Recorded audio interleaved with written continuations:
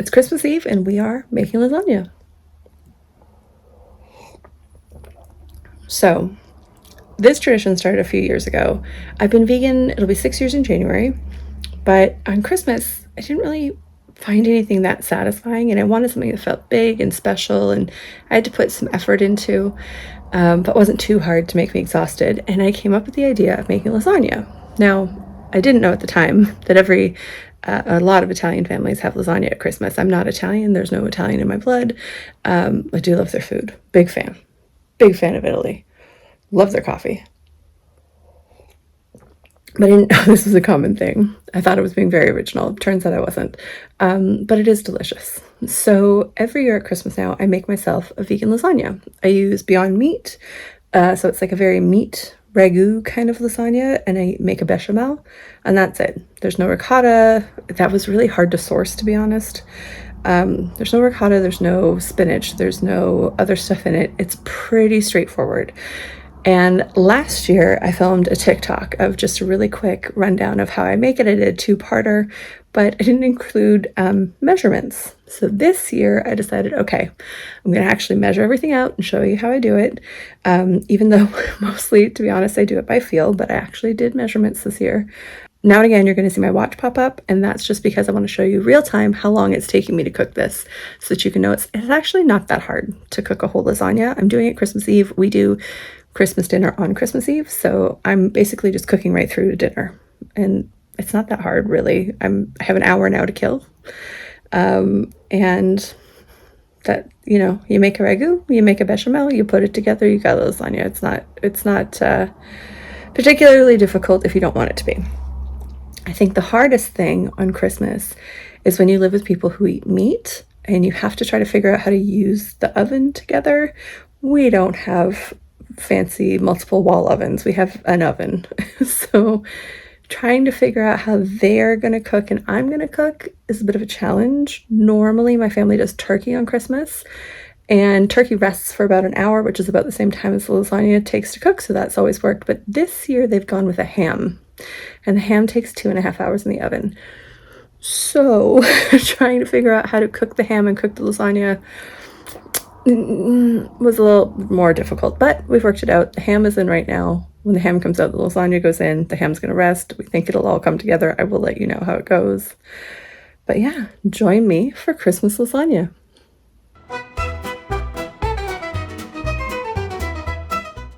So the first thing we're going to do to make the lasagna is get our mise en place together. It's a long recipe, so making sure you have all the ingredients all measured out is going to make your life a lot easier. Now you can find the entire recipe in the link description below. It's on my blog, raincoastvegan.com. But this is going to be 1 teaspoon of dried oregano, 1 teaspoon of dried basil, 1 teaspoon of dried parsley, and half a teaspoon of red pepper flakes that I'm putting all together here. In past years, I've definitely used fresh parsley as well, and you do quite a bit more of it.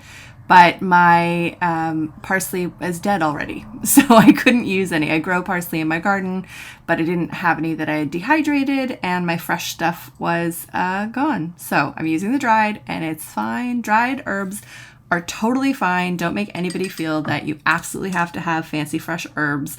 If it's what you can afford, if it's what's easiest for you, just use the dried stuff. It's totally fine.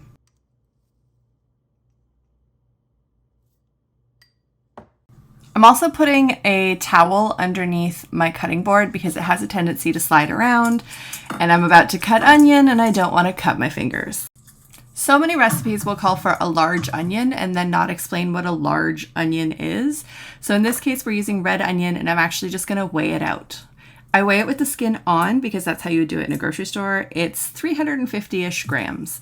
And then I'm immediately going to peel it, but that gives you a good reference for how big of an onion you're looking for, because I know the small, medium, large ingredients are subjective. And don't worry if they're a little blemished. I find red onions really do get quite banged up, but you're just going to peel off the top layer anyways, so it doesn't matter. Next up, you just dice your red onion, avoid chopping your fingers. And I sped this up really fast, but I did take my time. I was careful with it. For the garlic, I know the recipe will call for 4 cloves. I'm going with 2 because these are massive, massive cloves of garlic. I grew them myself. I also know they're extremely pungent, this specific variety. But if you're just getting regular grocery store garlic and you don't really know the flavor of it, 4 is good. Cut back if you want to, but I feel like 4 is good. This is not a case where you want to double or triple the amount of garlic. It's a good, non-overpowering amount. And this garlic is also super tough, so I smashed it with the back of my knife just to be able to peel it even. And then all you're going to do is slice it. It will break down in the sauce. If you crushed it any further, it will be a lot more potent. So if you want to do a grated garlic, that's totally acceptable as well. Again, I just know that this garlic is super strong. You can even see the green inside some of them. It's a very, very strong garlic. So slicing it is the better way to go here.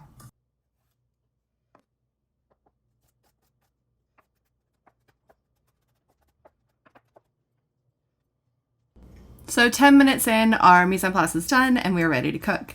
I go in with 2 tablespoons of olive oil into a heavy bottom pot, and then I let it get warm and kind of ripple up. I'm in the habit of sticking my hand over the pot, but it could be a little dangerous if you're not. We had our front element go out for a while, so there was times that I'd be turning on my pot and have nothing happening. So I always like to make sure that the oven is actually on. And you'll hear it sizzle. I'm about to put in the onions. That's exactly the stage that you're going for. You want to put the onions and garlics in at the same time. I know oftentimes recipes call for the garlic later so you don't burn it. The idea here is we're just going to make it translucent. We don't want to make it cooked or brown or caramelized. We're just trying to get the onions and garlic to be soft. Now you might be thinking, is she going to make me watch onions cooking? And yes, I am. Because I want to show just exactly how long it takes. I added in the salt there, 1/2 teaspoon of salt.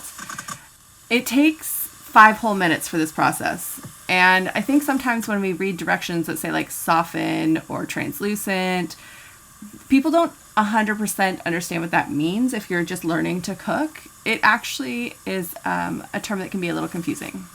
But there you have it, 5 minutes on the dot. And we're finally ready to go in with those dried spices. I put the salt in halfway through, but the dried spices I like to wait till everything's soft and I add them in and give them a stir. And just want to make sure that's fully incorporated before we start adding in our Beyond Beef.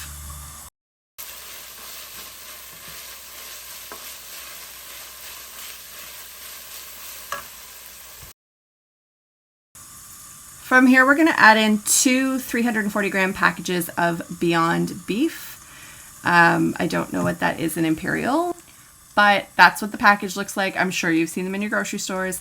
And yes, 2 whole packages for this recipe. It's a really rich recipe and I like to make it quite meaty and chunky. I wanted to sort of imitate a Italian ragu, like heavy meat sauce in the recipe. If you've never cooked with Beyond Beef before, it doesn't brown the same way like a cow, like a beef would brown up the same way. You're not looking for the same things.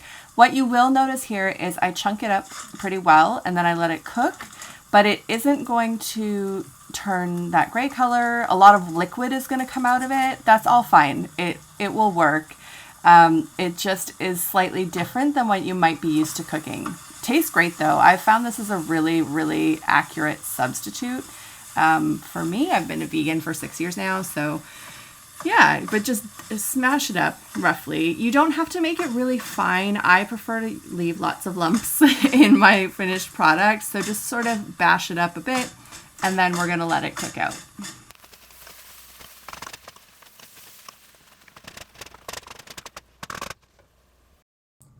While that's cooking, we're going to get the tomatoes ready. It's 1 796 milliliter can of San Marzanos. Splurge, go and get the really good tomatoes. It's worth it for this. And then a 680 gram jar of passata, which is strained tomatoes. These are the noodles I use. They're oven ready. You don't want to have to cook noodles, but it can be really difficult to find oven ready vegan ones. Italpasta is the brand I look for. It's made in Canada, but definitely read the labels. You'll often find egg in the ingredients for oven-ready lasagna noodles. So I'm just showing here the sort of fond that forms on the bottom. It's slightly different than with beef, but that's totally okay. You're going to scrape it up. It's not burnt. I mean, it shouldn't be burnt. It is just browning. This is part of the Maillard reaction. You do want to have this. And then once you add in the tomatoes, you can scrape it up again and it'll put all the flavor right back into your sauce.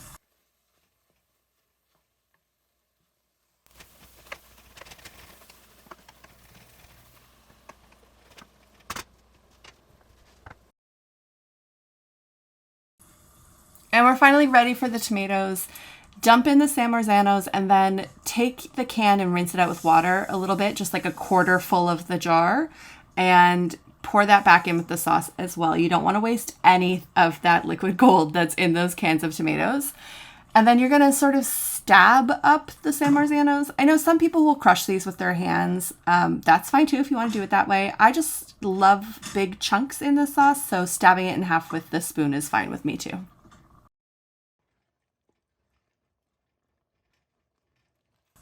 It's at this stage where I'm going to scrape off all of that fond that I was talking about, just off of the bottom, before I put in the passata. It's a little just easier to manage when you don't have all the sauce slopping around in there. You can still sort of see the bottom as you're trying to scrape things away and make sure it's all together. So do that, and then once all of that is done, you'll be ready to add in the jar of passata.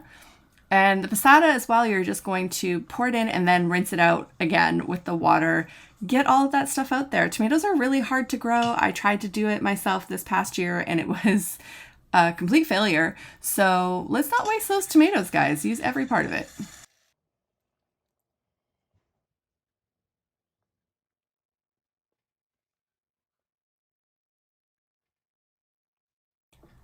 You want to make sure it's all really well incorporated. This is just over medium heat and you're trying to bring it up to a bubble because then you're going to cover it and let it cook for an hour.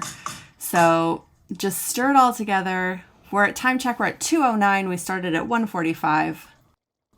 I let this go covered for 40 minutes and then I uncovered it even lower for another 20 minutes just because my element's pretty hot.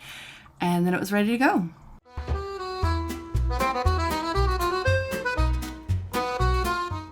Next up is the Mornay. This is a little bit more difficult, but you can definitely do it. We're going to use the barista oat milk. It doesn't matter what brand you buy, although I prefer Earth's Own. You're going to measure out 2 cups of this. Mornay is actually equal parts fat and flour. So in this case, 2 tablespoons of butter, 2 tablespoons of flour, and then I do 2 cups of plant-based milk and 2 cups of cheese. So it's pretty easy to remember. What I will say is that while you can make the ragu ahead of time, you cannot make this ahead of time. This has to be made fresh when you're about to make your lasagna. Something else you should know is that you are pretty much going to be at the stove start to finish. So you want to have your mise en place ready to go. Here I'm just showing you that a 200-gram bag of the Violife cheddar shreds actually measures out to 2 cups plus a pinch. So when I say in the recipe just to get a bag of this, it's because I've measured it out to 2 cups. My personal preference is the Violife cheddar shreds. I have tried every brand. I don't really use Daya anymore because they added konjac to it, and it doesn't make my stomach feel very good. So this is my preferred brand. It's out of Montreal, I believe. And I've been making Mornay sauce. I think it was the very first thing that I learned how to make. I was about 3 or 4 years old. And my mom would make homemade macaroni and cheese, which is this same sauce. And she would get me to stir because once you start making this, you have to stir the milk and never stop slowly stirring it or it will burn. For this, I'm also using the Becel butter. It is one of my new favorites is just buying these bricks. I used to always get the Becel in the tub, the margarine, but these plant-based butter substitutes that they've made are really, really good. There's 3 different varieties of them, all vegan, but if you haven't tried them yet, definitely it's worth checking them out. Okay, so to start, we're going to add in our 2 tablespoons of butter and 2 tablespoons of flour to a medium saucepan over medium heat. You're going to stir them together to combine. You want them to melt down, and then what you're looking for is a wet sand texture. And I'm going to speed this up, but I do want people to see how it sort of changes as you go along.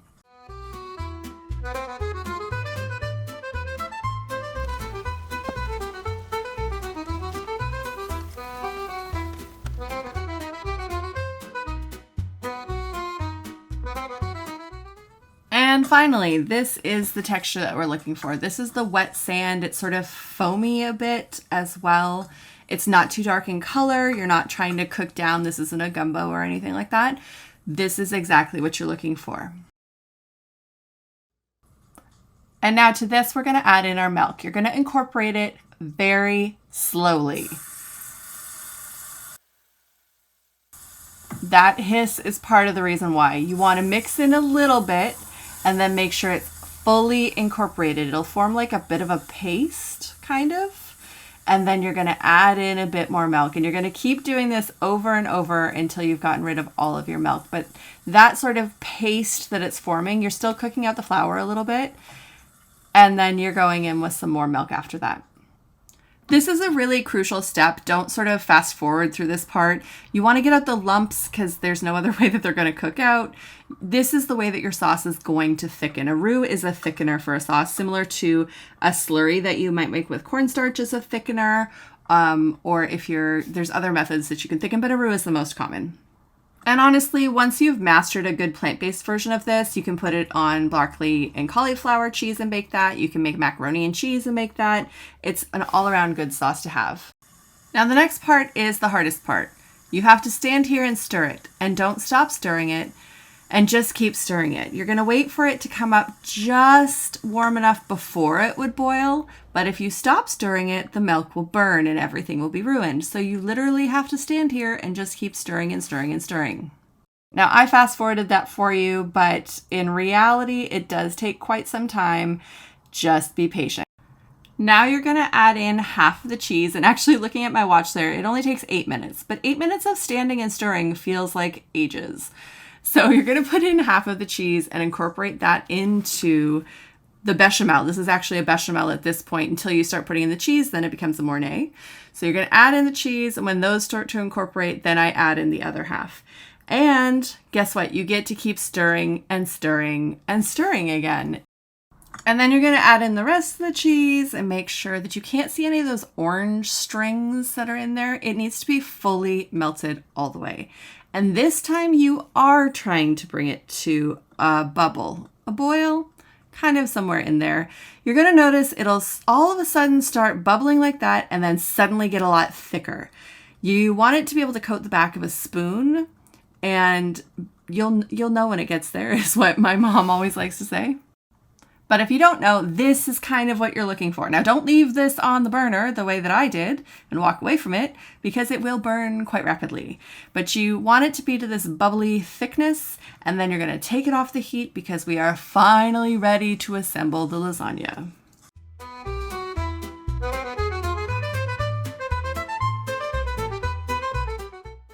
Okay, set up a workstation, put your ragu on one side, put your cheese sauce on the other, and get out your noodles. We are ready to put this thing together. I'm using a 9x13 casserole dish, a Le Creuset. You can use whatever you have on hand. Just make sure it's really heavy and will do well in the oven. Put some sauce on the bottom. This is basically just to make sure that the noodles aren't going to stick to anything when you try to take it out. It's just giving yourself a little base layer to work with. And now you're ready for your oven-ready noodles. You'll notice the bottom of your pan probably is a little tighter than your top, so you're going to have to overlap them a little bit, which is totally fine. And if you see the big gaps on the sides, don't worry. It will expand in the oven. So you want to give yourself a little extra room. If you put in too much pasta, like I've done in the past, it will just all ripple and push up out of there, and you don't want that. On top of the noodles, you're going to layer on your pasta sauce.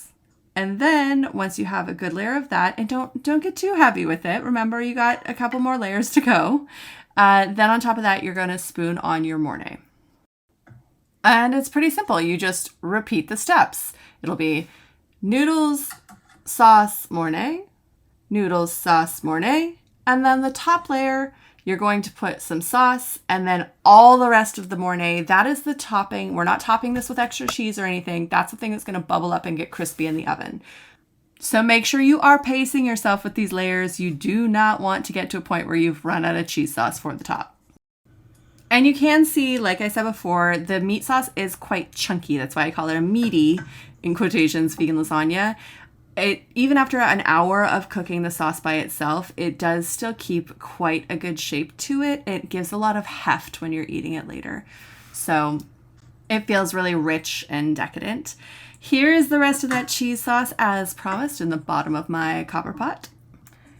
And it's done. We are oven ready. As soon as I scrape off the last little bits, we're good to go. Now the oven is at 375 and I don't cover this, but what I do is I put a cookie sheet down below because sometimes it will bubble over.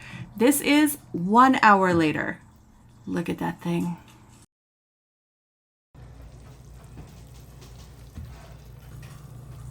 There really are no words. I know it looks messy. It is delicious. It is one of my favorite things. It's very rich, so I only have it once or twice a year, but it is absolutely worth it. If you have been looking for a special vegan meal, something to cook for friends or family or even just for yourself, this would be my recommendation. It serves about 6 to 8 servings. Now, who you want to share that with is your business. You can put some in the freezer for later, or you can eat it all in 1 week. And I'm not going to tell you which one that should be. But this is definitely going to keep being my Christmas tradition every year.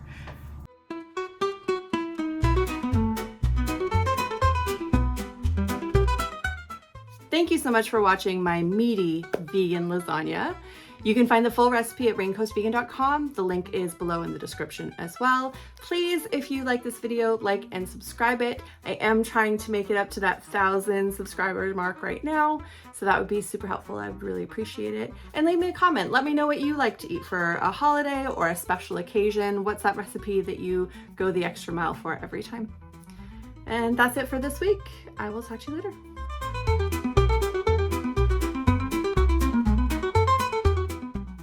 I actually still have some of that lasagna in the freezer. I might take that out for tomorrow.